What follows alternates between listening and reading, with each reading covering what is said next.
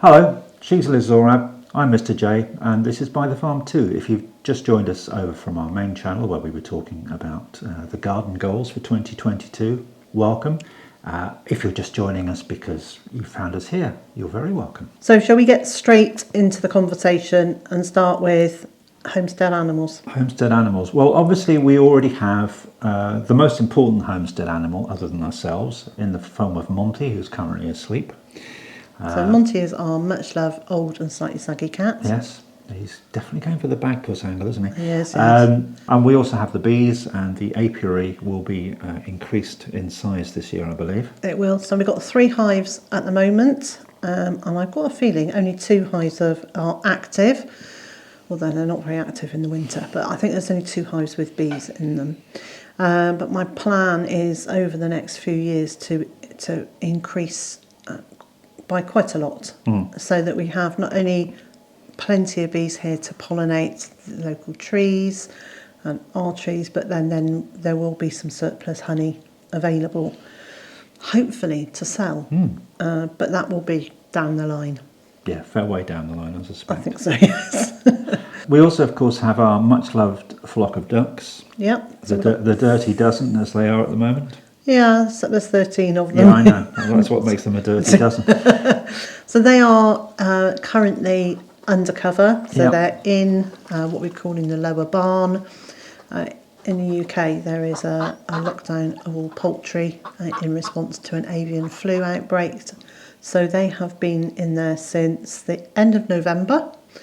I think they've done 5-6 weeks now. And they've got at least that many to go. At least. I think it might be another 8 to 12 weeks before they're allowed to be out and about again. So we've got plenty to do to ensure that they stay happy and, more importantly, healthy, or just as importantly. Actually, just as importantly, because a depressed duck is not a healthy duck. No, it's not. So they're not getting as much daylight, they're not getting the grass, and they're not being able to roam in the same way. So we're having to keep up on top of changing water for them constantly, keep changing bedding, and even changing all the bedding that they've got on the ground, which also gets extremely soggy because that's what ducks do. Yeah, and I'm also making sure that they're well stocked up with vegetables, which ordinarily we'd be growing ourselves, but because we've not been here that long yet, the local greengrocers are doing quite well out of the duck population at the moment. They are. So we buy those and they get stored in the barn. Yeah. And then we just take them from the barn. So they're not coming into the house at all. And the reason I'm saying that is in the UK, there is a law that says food that's going to your poultry and pigs, actually, to all livestock, and that includes livestock that are pets, they can't have food that's been through the kitchen. No. So we're making sure that everything is just done outside. It's always the same knife that we use. Yeah. And it's something to do with cross-contamination, and it's laws that were brought in quite a long time ago. I don't understand them completely. I just comply with them. Prior to the ducks being allowed to move out, I know we're planning on repurposing the duck field a little bit. Yes. We have to protect the polytunnel. Yes. From avian invaders. And I know we also want to look at getting a proper pond dug for them this year. Yes. And we haven't really worked out where that's going to be yet. But it's something that we ought to try and work out, because we were talking in the other video about moving the poo piles. Yeah, these are manure heaps. And it could be that we could possibly do all at the same time. Yeah, that would be great, wouldn't it? Efficiency being the watchword. We do actually have one other type of animal on the homestead at the moment. Yes. We do. We have a pair of ewes. A pair of right silly ewes. Yes. When we moved in, we had 4 sheep that we bought from the previous owner. The 2 boys have gone off to market, so they're at a new home. And the 2 girls will be heading off to freezer camp at some point in January, I hope. Mm-hmm. And then we will be starting again with sheep at a later moment, with sheep that we've got from very locally. There's a very local farmer who said we can buy some sheep from him who are more people friendly, because the ones that we've got are almost feral, aren't they? Yeah, these 2 certainly are. Yeah. They're scared of themselves, they're scared of us, there's very little interaction, so we can't actually get hold of them to care for them, check their hooves and check their health. So we're going to start again with sheep that we can handle. And that might not be immediately, that might be next year. Yeah. Might be this year, but it might be next year. And it's the same with pigs. I mean, it's something else we've talked about that we'd like to do. I would like to do pigs this year, very much. And that is, again, dependent on us being able to make sure we've got safe space. Yes, so that again relies on the fencers coming in and not fencers with a sword, the guys who put up fencing being able to come. I have contacted them, but our messages are like a month apart. So. Because they're pretty busy. They are pretty busy. They do a good job when they're in demand. So. Yeah. And we've had Christmas and things like that. So hopefully they will come and do some more fencing for us, which will then allow us to have a space that will be okay for pigs this year. And the reason I've been a little bit sort of slightly more cautious than earlier when we were talking about pigs is obviously we've had things like Storm Arwen, and there was some damage caused to some of the fencing. Yeah. We've not really been and stress tested it since winter really set in. I think if we're going to have pigs, we're going to have to get the guys to create a whole new pen, maybe within the pen that we've got, so it's like a double layer of security. And that's no bad thing. That allows us to straighten up corners or add extra spaces or take scoops out of it. So if we want a pond in that space, so I think we need to wait for them to come and we need to make some decisions. Then we need to get them to come, and then we can think about having pigs. Okay. And then for the 6th year in a row, I'm going to say, can we have geese? I'm not keen. So you know. This is our second take, and this is the first time you actually just said no. I know. I'm trying to give you some leeway here. I know you're not keen, and I understand that geese can often be, and very often be, incredibly fierce and things. And I suspect that an awful lot of that will depend on how we raise them at the beginning. I don't think we should get geese from somewhere else and take over someone else's geese. I think part of the issue I have is that obviously I'm only here part-time. I have my work off-site. So I'm interacting with the animals a lot less than you are. Yes, that's true. And with the ducks, it's fine. But, even Monty sometimes gets a bit, who are you? I get a bit like that sometimes. This is true. So anyway, geese are an ongoing conversation. I would like them for a couple of reasons. I would quite like them to keep the grass down in areas that it's harder to put a mower around. And that is their main diet. Yeah. And geese, noisy. Yeah, but then everything around us is noisy too. They're so ducks. I was actually thinking of the animals that surround us here in other people's places. They're noisy too. Yeah. So, we can just add to the cacophony of chaos out there. We do that anyway. So that's the animals.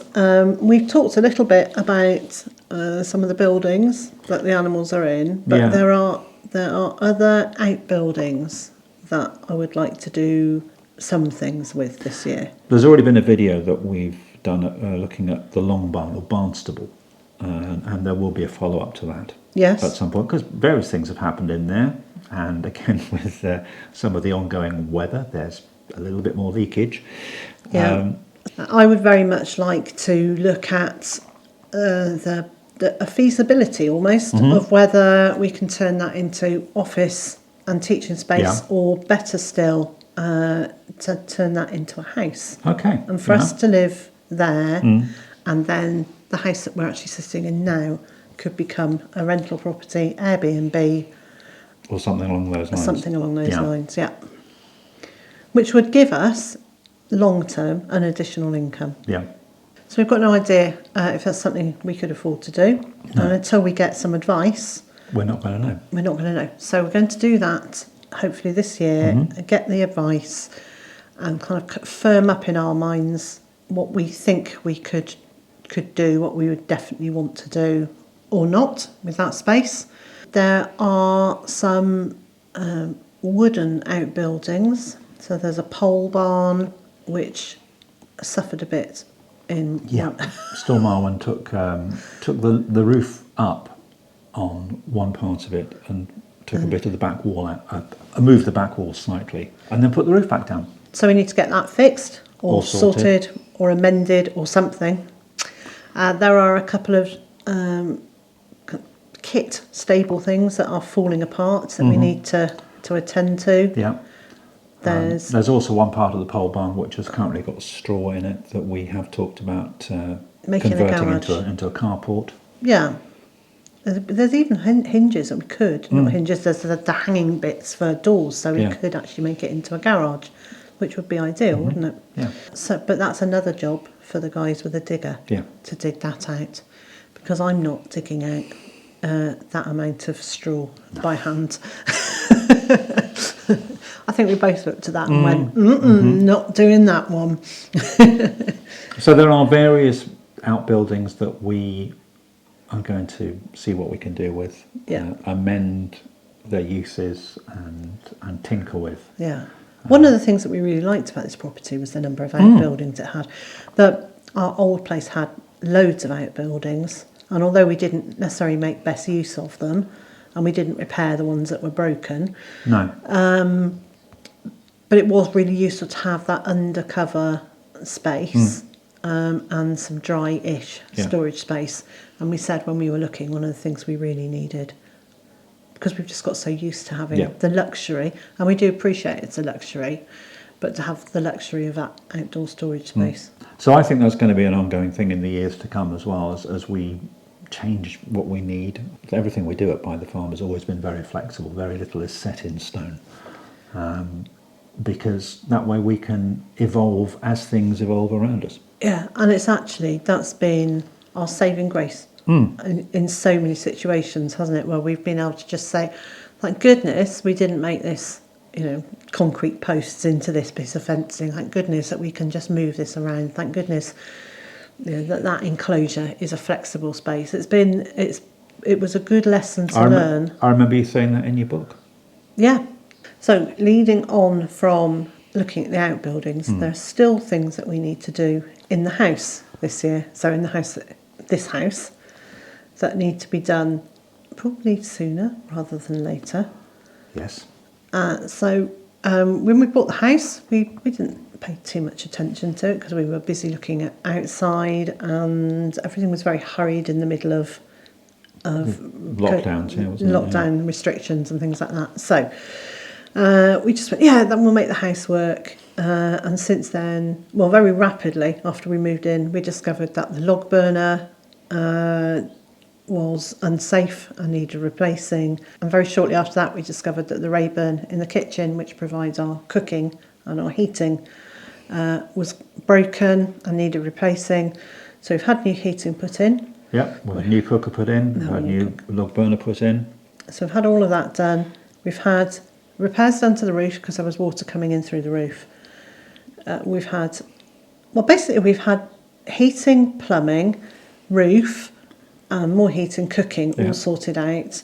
But the few things that are left is we quite like to have the electrics looked at, although neither of us are looking forward to a bill that might come to having the house rewired. That could be shocking, couldn't it? We have actually got some work already planned for this year. There's more work to be done to the roof. So that's quite a big job. Yes. For the spring. And then other work will no doubt follow on from that. I'm in the process of remodelling the kitchen. Which has been an ongoing process for about the last 5 months, I'd say. Mm-hmm. So when we moved in, I didn't like the kitchen. It wasn't very bright. It wasn't light enough for me. So I've been painting and changing units around, and that will be ongoing for some time until we've worked out exactly where we want everything, and then we'll get kitchen fitters in to actually do a final fit. And then she'll change her mind. Probably. One of the other things that was a major must-have for us when we were house hunting was to have 2 loos, 2 toilets in a house. We always have had. We've always had the opportunity to stay private, Yes. but both go at the same time. So we don't have that here, so we have looked and I've talked to our plumber about putting in a second bathroom, one on the ground floor.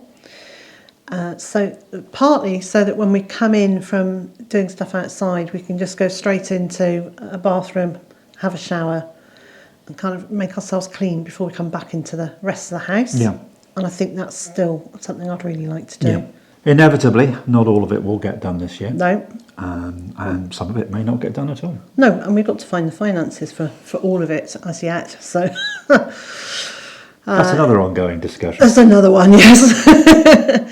And that's one of the things that we do is we have these ongoing discussions. We talk about things repeatedly. We mull over our new ideas. We have new information to add. And then eventually we can't make a decision. So we don't do anything until the next conversation because we can't, what we can't afford to do is get it wrong. No. So we need to just be really careful in our decisions of which bits we're going to do, which bits we are going to invest money in. We don't have the money to do it all. No. And neither of us earn the money for us to be able to sort of say, oh, well, we can just do that next year because our income is not like that. No. So we're trying to be realistic. We're trying to make best use of the resources that we've got, but to be able to make this property work for us, either for the meantime until we can get a barn converted, or forever. If we can't. Yeah. Yeah. So that was our homestead goals for The year ahead. 2022. And we'll revisit these, won't we, at the end of the year. You may have a video of 2 people falling on the floor laughing hysterically as Yeah. they realise that nothing on the list got done whatsoever. Hopefully we'll have got some of it done. I'm sure we will. Yeah. We usually do. I hope you've enjoyed our ramblings and thank you so much for your company. And until the next time we're together again, please take the best of care of yourself and those around you. Bye-bye for now. Bye.